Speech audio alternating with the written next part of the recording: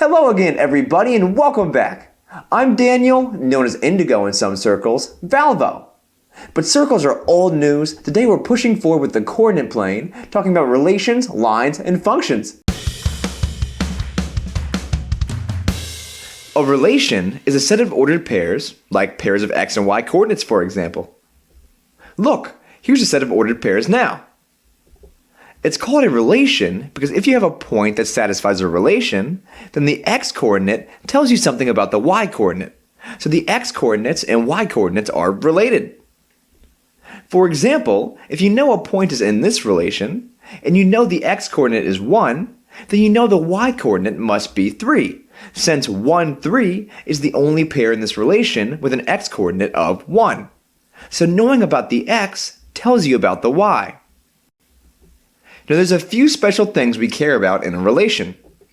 Firstly,